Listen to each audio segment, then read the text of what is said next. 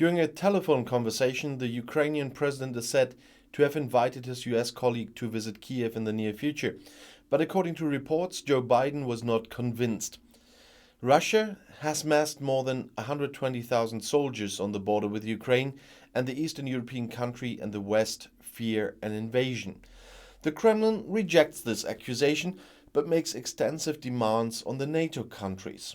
Western countries are threatening far-reaching sanctions if Russian troops invade Ukraine. So President of Ukraine Volodymyr Zelenskyy has invited US President Joe Biden to visit his homeland in the near future.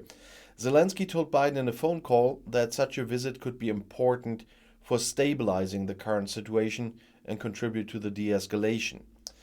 The White House initially did not comment on this. The broadcaster CNN, citing Ukrainian sources, reported that Biden did not take the idea positively. Despite the freezing cold and several police operations, Canadian truckers continued their protests against the government's corona measures over the weekend. The police tried to clear the blockades on the important border bridge between the city of Windsor in Canada and Detroit in the USA. Arrests were made and numerous vehicles were towed away, according to the Windsor police. There is zero tolerance for illegal activities, as they put it. The protests also continued elsewhere in Canada, such as at the border crossings or in the capital Ottawa. Police said there were also numerous arrests in Ottawa. Some of the demonstrators had shown aggressive behavior and overwhelmed the police officers. There were also counter-protests. Prime Minister Justin Trudeau met his crisis team over the weekend. We will continue to ensure that the relevant city, provincial and state authorities have what they need to end these blockades and protect the safety of the population, he said. In view of the trucker protests that have been going on for about 3 weeks, Trudeau had not previously ruled out the violent dissolution of blockades and called the blockades illegal. With Ontario, one of the affected provinces, has declared a state of emergency. Thousands of people have been demonstrating in Canada against corona measures and vaccination regulations for weeks. With trucks and other vehicles, they block, among other things, parts of downtown Ottawa. The protests initially focused on vaccination requirements for truck drivers and then on government pandemic restrictions overall. In January, a regulation came into effect requiring truck drivers returning from the United States to also present proof of vaccination. According to Trudeau, the blockade of the Ambassador Bridge between Windsor and Detroit, as well as other border crossings, led to the halt of car production by 6 manufacturers due to missing parts. 25% of the Canadian-American freight traffic flows over the bridge. This corresponds to a goods value of the equivalent of 275 million euros per day. The region is closely interwoven economically across the border. That's why Trudeau spoke to US President Joe Biden on Friday. President Biden and I both agree that these lockdowns cannot continue for reasons of human and economic security, Trudeau said afterwards. The White House made a similar statement and also announced that both countries would continue to work closely together on the matter. According to Trudeau, the protesters, many of whom are right-wing, are supported by donations, about 50% of which come from the United States.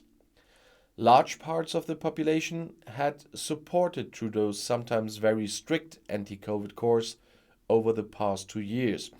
However, the latest studies indicate a possible trend reversal, even if the picture is not yet clear. Some supporters of the 50-year-old also perceived measures due to the rampant Omicron variant, such as new travel restrictions and closures of the interiors of bars and restaurants ordered by local governments, as exaggerated.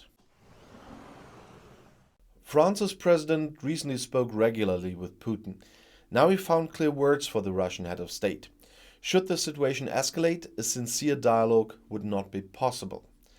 So, French President Emmanuel Macron has informed his Russian counterpart Vladimir Putin of the concerns of European partners and their allies over the Ukraine crisis. According to the Élysée Palace, Macron warned him that the situation would deteriorate. According to Macron, a sincere dialogue is not compatible with a military escalation on the Ukrainian border. Both heads of state had expressed the will to continue the dialogue.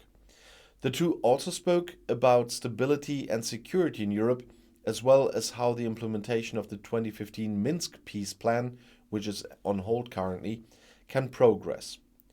In the phone call with the French president, the Russian head of state accused Kiev's Western allies of supplying Ukraine with modern weapons, the Kremlin said on Saturday. Conditions are being created for possible aggressive actions by Ukrainian security forces in Donbas, they say. Macron had already spent several hours negotiating with Putin in Moscow earlier last week. According to Macron, the Russian president promised that there would be no deterioration nor escalation. Recently, however, the US government warned that Russia could attack Ukraine at any time. National Security Advisor Jake Sullivan made it clear that the US believes a Russian invasion of Ukraine is possible before the end of the February 20, which would be the end of the Winter Olympics in China. Several Western countries, including Germany, have now called on their citizens to leave Ukraine. France has not yet published such a call. President Gurbanguly Berdimuhamedov is resigning from the isolated and authoritarian former Soviet Republic of Turkmenistan. He announced in the capital Ashgabat in the Central Asian country that after 15 years he wanted to place the office in younger hands, as reported by state media. The Electoral Commission scheduled the early election for the highest state office on March 12th. The president, known for his quirky personality cult, made his son Serdar Berdimuhamedov deputy prime minister a year ago. He instructed him to take care of the modernization of the state system and better government work. The 40-year-old is being traded as the successor to the post of head of state.